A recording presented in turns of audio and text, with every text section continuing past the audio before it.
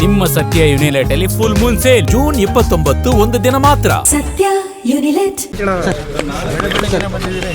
ಅದೇ ಸರ್, ಇವತ್ತು ವಿಧಾನಸೌಧ ಹೇಳಿದ್ರು, ನಾಳೆ ಟೈಮ್ ಕೊಟ್ಟಿದ್ದೀವಿ. ಹೇಳಿದ್ದೀನಿ. ನಾಳೆ ನಾನು ಏನು ಸಮಯ ಕೊಟ್ಟಿದ್ದೆ, ರೈತರ ಜೊತೆಯಲ್ಲೇ ಕೂತು ಚರ್ಚೆ ಮಾಡೋಕ್ಕೆ ಹೋಗ್ತೀನಿ. ಬಂದರೆ ಅವರು ಬರ್ಬೋದು. ಹೇಳಿದ್ದೀನಿ, ರಿಕ್ವೆಸ್ಟ್ ಮಾಡಿದ್ದೀನಿ. ಬಂದರೆ ಒಳ್ಳೆಯದು. ಇದು ಸ್ಮೂತಾಗಿ ಆಗಬೇಕು. ನಿನ್ನೆಯಿಂದ ಕೆಲವರು ಒಂದು 15-20 ಜನ ಕೂರಿಸಿದ್ದಾರೆ. ಈಗ ಅವರು ಒಂದು ಕಡೆ ನಮಗೆ ಭೂಮಿ ನಾವು ಕೊಡ್ಲಿಕ್ಕೆ ತಯಾರಾಗಿದ್ದೇವೆ ಅಂತೇಳಿ ಅವರೊಂದು 20 ಜನ ಈಗೇನೋ ನೆನ್ನೆ ರಾತ್ರಿಯಿಂದ ಟೆಂಟ್ ಹಾಕೊಂಡವ್ರಿಗೆ ಅದ್ರ ಎದುರುಗಡೆನೆ. ಅದು ನನಗೆ ಗೊತ್ತಾಗ್ತದೆಲ್ಲ, ಅರ್ಥ ಆಗ್ತದೆ. ಇನ್ನು ಯಾವ ಕಾರಣಕ್ಕೋಸ್ಕರ ಇವೆಲ್ಲ ಒಳಗಡೆ ನಡೀತಿದೆ, ಅದರ ಬ್ಯಾಕ್ಗ್ರೌಂಡ್ ಏನು ಎಲ್ಲ ನಾನು ಅರ್ಥ ಮಾಡ್ಕೊಂಡಿದ್ದೀನಿ. ಇಲ್ಲಿ ನನ್ನ ಪ್ರಶ್ನೆ, ಇಲ್ಲಿ ಶಿವಕುಮಾರ್ ಅವರ ಈ ರಾಜ್ಯದ ಮುಖ್ಯಮಂತ್ರಿಗಳ ವಿರುದ್ಧ ನನ್ನ ಹೋರಾಟ ಅಲ್ಲ ಇದು. ಇಲ್ಲಿ ರೈತರು ಒಂದು ಬಾರಿ ನನ್ನ ಹತ್ರ ಬಂದು ರಿಕ್ವೆಸ್ಟ್ ಏನು ಮಾಡಿದ್ರು, ಈಗ ಒಂದು 7 ತಿಂಗಳಿದ್ದೆ. ಅದರ ಆಧಾರದ ಮೇಲೆ ರೈತರು ನಾವು ಭೂಮಿ ಕೊಡಲಿಕ್ಕೆ ತಯಾರಾಗಿಲ್ಲ ಅನ್ನೋದು ಮೆಜಾರಿಟಿ ಒಪಿನಿಯನ್ ಏನಿದೆ. ಅವರ ಹೋರಾಟ 450-470 ದಿವಸ ಆಗೋಗಿದೆ. ಈಗ ಅವರ ಒಂದು ಅಹವಾಲಿಗೋಸ್ಕರವಾಗಿ ನಾನು ಇದಕ್ಕೆ ಇಂಟರ್ಫಿಯರ್ ಆಗಿದ್ದೀನಿ. ನಾನು ಪರವೂ ಇಲ್ಲ, ವಿರೋಧವೂ ಇಲ್ಲ, ರೈತರ ಪರವಾಗಿದ್ದೀನಿ. ರೈತರು ಕೊಡಲಿಕ್ಕೆ ತಯಾರಾಗಿಲ್ಲ ಅನ್ನೋದು ಮೆಜಾರಿಟಿ ಒಪಿನಿಯನ್.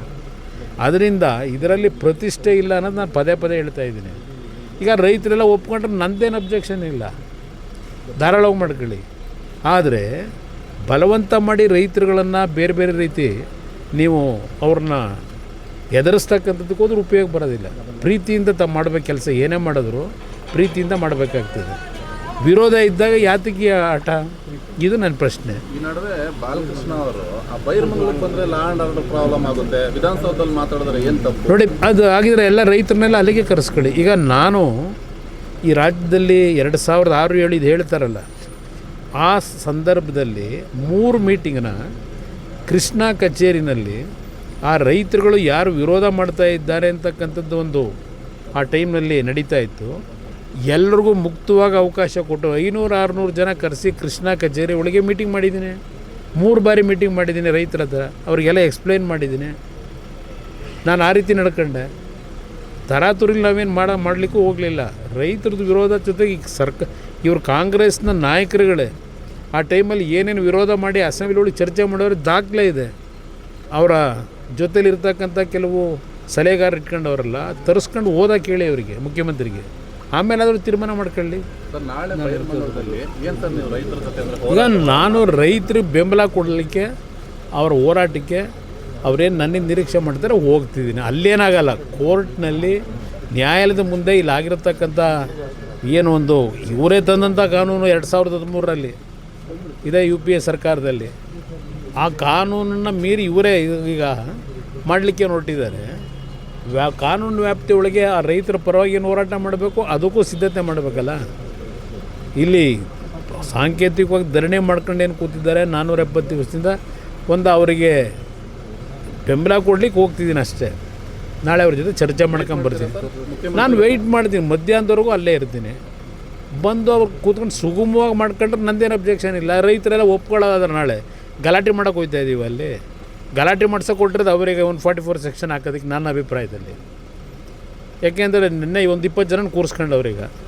ಅಲ್ಲಿ ಇಷ್ಟೆಲ್ಲ ಬೆಳವಣಿಗೆ ಆಗಿ ಅವ್ರು ಇಲ್ಲಿವರೆಗೆ ಕೊಟ್ಟಿರ್ತಕ್ಕಂಥ ಕಾಂಪನ್ಸೇಷನ್ ಎಷ್ಟು ಜನಕ್ಕೆ ಕೊಟ್ಟವ್ರೆ? 19 ಕೋಟಿ ಕೊಟ್ಟಿದ್ದೀವಿ ಅಂತ ಹೇಳ್ತಾರೆ.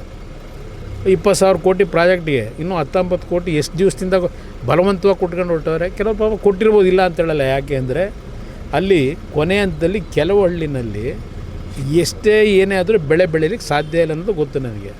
ಅದು ಸಣ್ಣ ಪ್ರಮಾಣದಲ್ಲಿದೆ. ಅಂಥವ್ರು ಕೊಟ್ಕೊಂಡಿರ್ಬೋದು, ನಾನು ಇಲ್ಲ ಅಂತ ಹೇಳಲ್ಲ. ಯಾಕೆಂದರೆ ಅವ್ರಿಗೆ ಯಾವುದೂ ಬೆಳೆ ಬೆಳೀಲಿಕ್ಕೂ ಆಗೋದಿಲ್ಲ.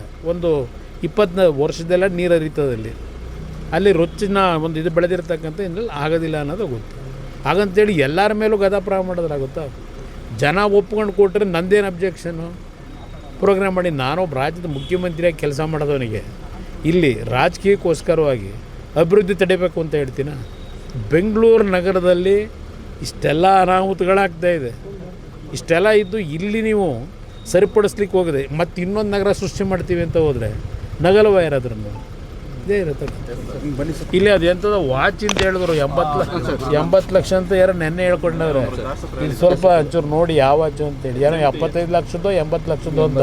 ಇಲ್ಲಿ ಅಂಬೇಡ್ಕರ್ ಅವರ ಚಿತ್ರ ಇರತಕ್ಕಂಥ ವಾಚ್ ಇದು, HMT ವಾಚ್. ಬಂದು ಯಾರನ್ನಾದ್ರು ಕಳಿಸ್ಬಿಟ್ಟು ಇವರು ಎಂಥದ್ದು SIT ಇಟ್ಕೊಂಡವ್ರಲ್ಲ, ಚೆಕ್ ಮಾಡಿ ತಗೊಂಡು ಹೋಗಿ ಕೇಳಿ.